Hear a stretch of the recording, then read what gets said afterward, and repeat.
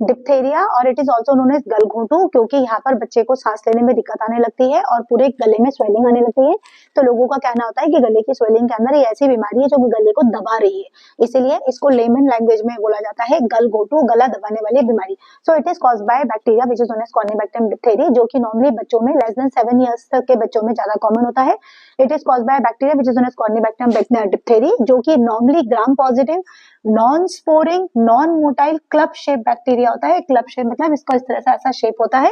And अगर इसको हम स्टेन करते हैं कभी, तो स्पेशली एक आता है चाइनीज लेटर अपीयरेंस, ये माइक्रोस्कोप में हमको चाइनीज लेटर अपीयरेंस में दिखता है। तो इसके 3 टाइप्स होते हैं, कॉर्निबैक्टीरियम माइटिस, इंटरमीडिएट एंड ग्रेविस, जिसमें से जो ग्रेविस होता है इट इज मोस्ट टॉक्सिक, सबसे ज्यादा खतरनाक होता है ये, एंड सीवियर टॉक्सिक मैनिफेस्टेशन इसी की वजह से होते हैं। It is having high mortality rate, जो बच्चों में नॉर्मली डेथ होने के चांसेस होते हैं वो ग्रेविस में सबसे ज्यादा होते हैं।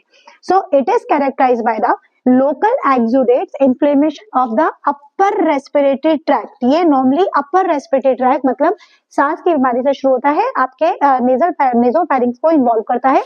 So it is characterized by local exudative inflammation of the upper respiratory tract and the formation of the pseudomembrane। यहाँ पर नेजोफैरिंक्स तक एक pseudomembrane बन जाती है और वो pseudomembrane आपके सांस लेने में दिक्कत क्रिएट करा सकती है, that causes difficulty in breathing। Then systemic manifestation is because of the exotoxins। जो systemic, जो blood में इसके exotoxins release करता है which absorbs in the blood, और ये बाकी organs के ऊपर आपका involvement कराता है। And the main organs जो involve होते हैं वो specially heart and the nerves, ये 2 चीजें कॉमनली इन्वॉल्व होती है। Now come to the pathogenesis कि बैक्टीरिया करेगा क्या। So portal of entry is always the respiratory tract. ये रेस्पिरेटरी ट्रैक्ट से एंटर करेगा, दैट मींस छोटे छोटे बच्चों में, स्कूल गोइंग बच्चों में अगर एक बच्चे को प्रॉब्लम है तो उसके छींकने और खांसने से इसके बैक्टीरिया एक दूसरे से ट्रेवल करते हैं और इसलिए इन्फेक्शियस डिजीज की कैटेगरी में इसको डाला गया है।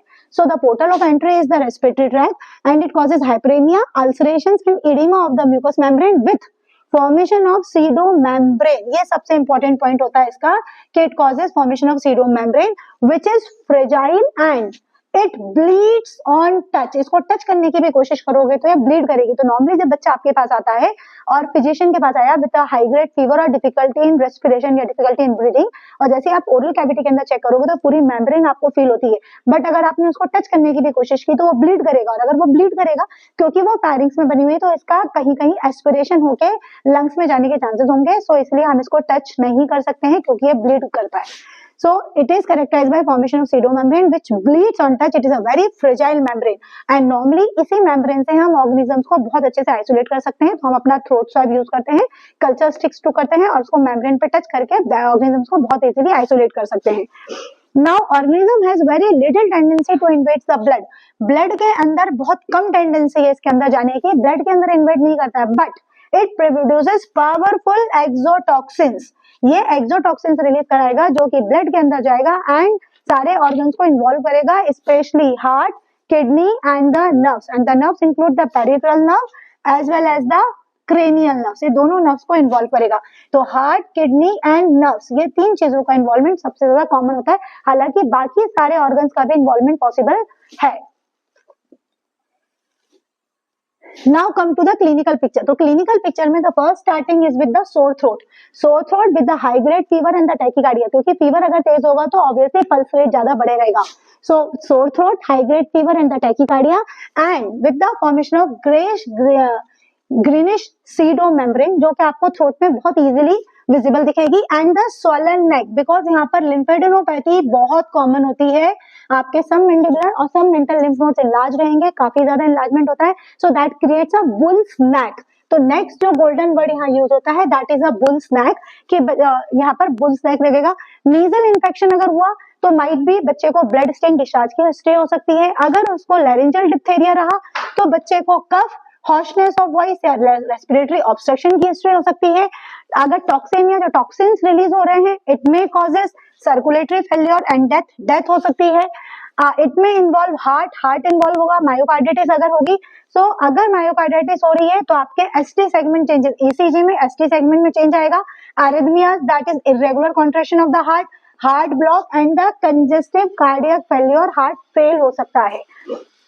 एंड इस केस में SGOT and the SGPT enzyme जिसको हम SGOT and the SGPT enzyme जो कि हार्ट की मसल से रिलीज होते हैं, जिसको कि हम ट्रांसअमीनेजेस एंजाइम्स बोलते हैं, इन एंजाइम्स का वैल्यू भी आपको बढ़ा हुआ मिल सकता है। अगर क्रेनियल नर्व पाल्सी हुई, स्पेशली जो कि यूजुअली 2 to 6 वीक्स में होती है, and specially cranial nerves 3rd, 6th, 7th, 9th and 10th, these are the most common cranial nerves जो कि इन्वॉल्व होती हैं, which can create harshness of the voice, dysphagia, loss of accommodation etc. And peripheral nerve involvement हो सकता है। अगर peripheral nerve involvement होता है तो it can cause paralysis of the extremities, आपके हाथ या पैरों की मसल्स में पैरालिसिस हो सकती है, अलोंग विथ रेस्पिरेटरी पैरालिसिस हो सकती है, क्योंकि जो अंदर की इंटरकोस्टल मसल्स हैं उनका इन्वॉल्वमेंट हो सकता है। सो इसके डिप्थेरिया के इन्फेक्शन से आपका रेस्पिरेटरी ऑब्स्ट्रक्शन तो हो ही रहा है, ब्रीदिंग डिफिकल्टी तो रहेगी, अलोंग विथ आपके एक्सट्रीमिटीज में भी पैरालिसिस हो सकती है, आपकी रेस्पिरेटरी पैरालिसिस इंटरकोस्टल मसल्स के इन्वॉल्वमेंट से भी हो सकती है। So it is N fatal disease, इसमें बहुत कॉमन कंडीशंस में अगर ट्रीटमेंट प्रॉपर नहीं लिया तो बच्चे के डेथ होने के चांसेस बहुत ज्यादा होते हैं।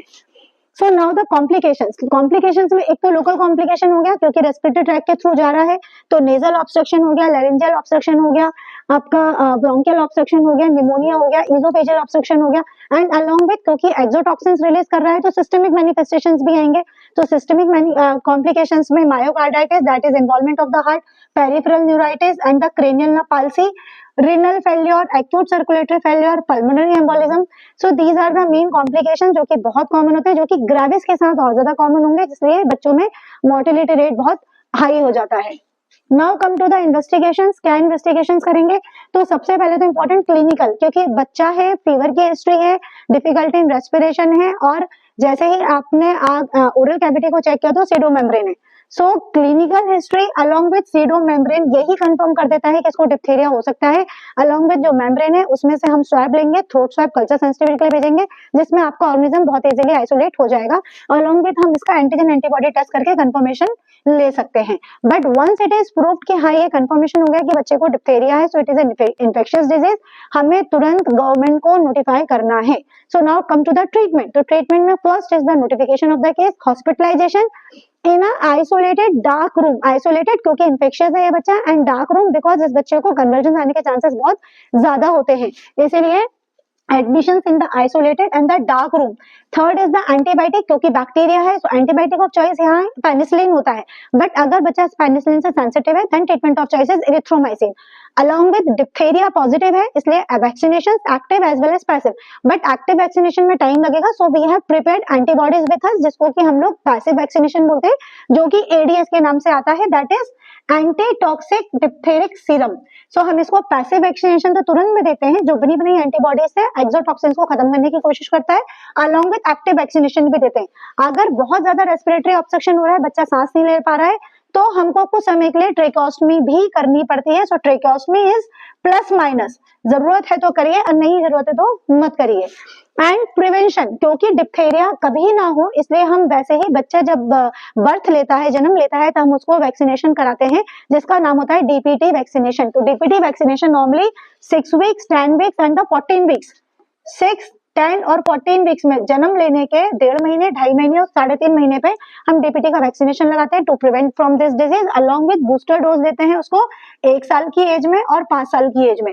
तो ये प्रिवेंशन इसलिए करते हैं कि बच्चे को डिप्थीरिया कभी ना हो। लेकिन अगर डिप्थीरिया हो गया है तो उसको एडमिट करके उसको पेनिसिलिन का इंजेक्शन देते हैं, और अगर आपने टाइमली ट्रीटमेंट स्टार्ट कर दिया तो जो एक्सोटॉक्सिन्स थे, इससे पहले के टिश्यूज को डैमेज कराएं, उसके पहले ही हमारे वैक्सीनेशन और एंटीबायोटिक से हम एक्सोटॉक्सिन्स को खत्म कर देते हैं।